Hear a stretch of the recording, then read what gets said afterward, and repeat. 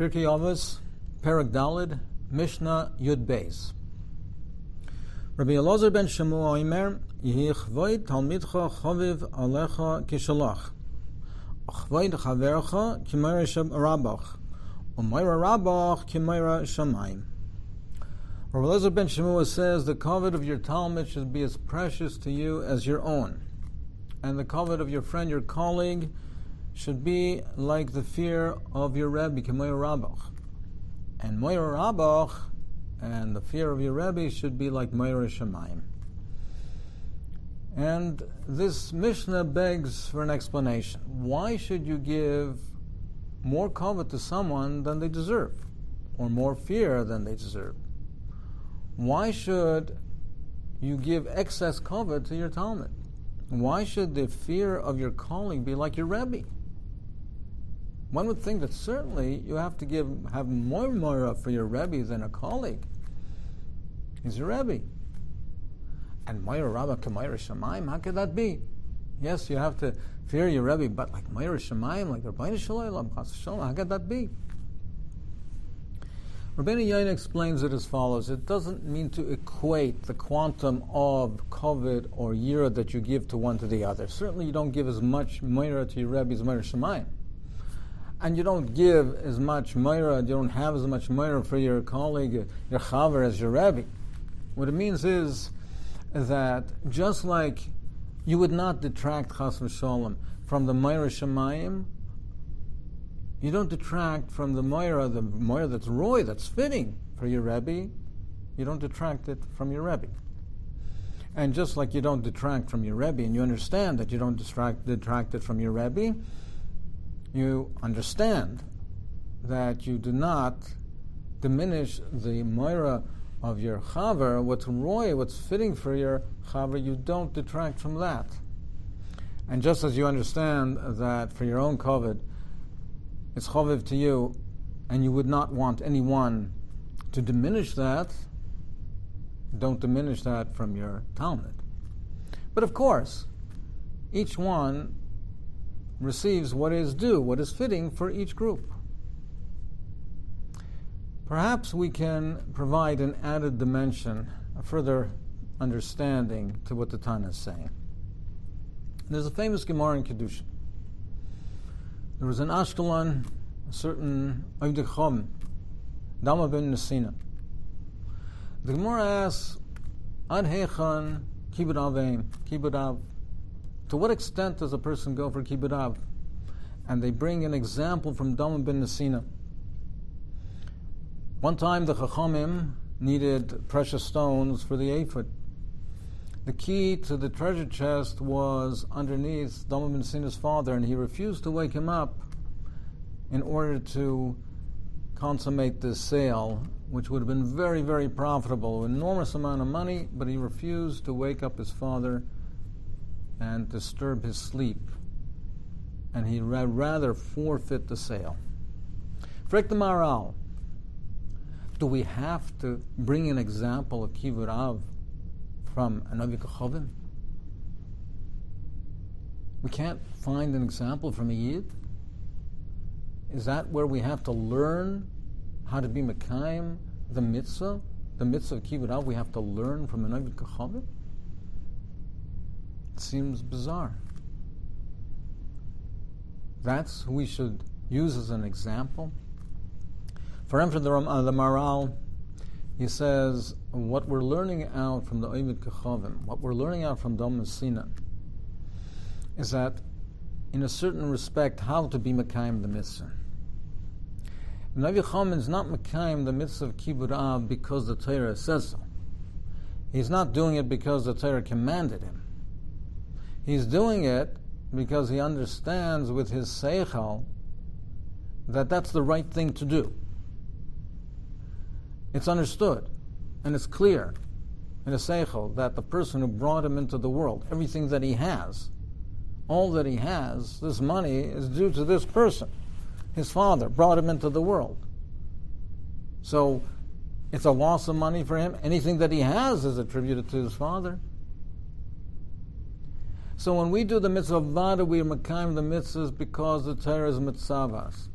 But the mitzvah of Kibbud Av should be so clear to us that we would understand it with our own seichel. Ad heichen, you have to make it clear to you. You have to be yer le'umka shel dover, and have the hakaras hatoiv for your father, that it could be self-understood that even the goy, even Avir Chom Dam Minasina, he understood it with that great clarity that he refused to wake up his father and rather would forfeit this huge sale, this huge, enormous profit he would forfeit rather than wake up his father, because it was so clear to him in his seichel.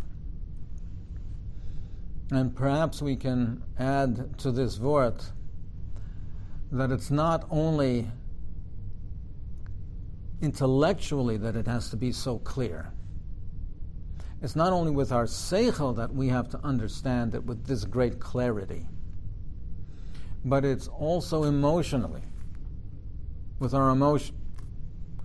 Dam Minasina was not Mekayim the mitzvah because the Torah said so. He understood that he had to be Mekayim this. But it's also the emotional dimension of it. And that emotionally, he has that connection, and that the tzura, the oifen of the asiyas mitzvah is such that we do it because of tzivay Torah, but we do it because we understand it intellectually, and we do it wholeheartedly because emotionally we feel, and we feel the mitzvah. We understand it. We understand it with our heart and our soul, with our emotions. And that's how we're Mekayim this mitzvah of Kibbud Av. We do it because the Torah commands it. But we do it because we understand it clearly. The oifen ha'asiyah is with our neshama. That's how we're Mekayim the mitzvahs. And perhaps following the mahalach of Rabbeinu Yonah, and that's what the Tana is telling us over here as well.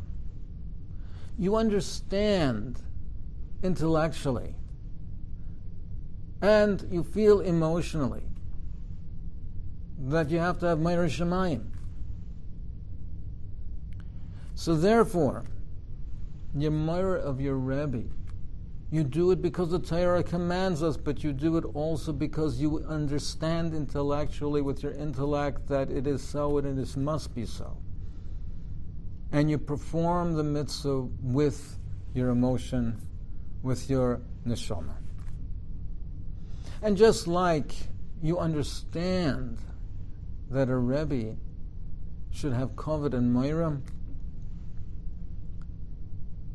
when you give kavod to your colleague, to your friend, you should do it not only because the Torah commands, primarily, of course, that's why we do it, but the way we do it also is because we also understand it with our intellect, and we do it with our feeling.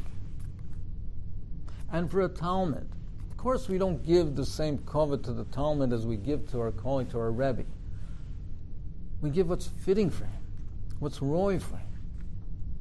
But just like when we understand intellectually and emotionally, we have to have Meir Shemayim, we have to Meir from a Rebbe.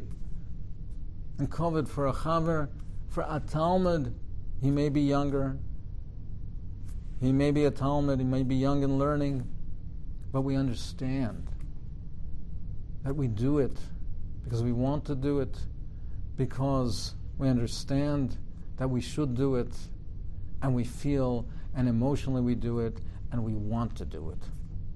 And that's what the Tana is trying to teach us. How we perform the different kavod and moira for the different groups, the different categories.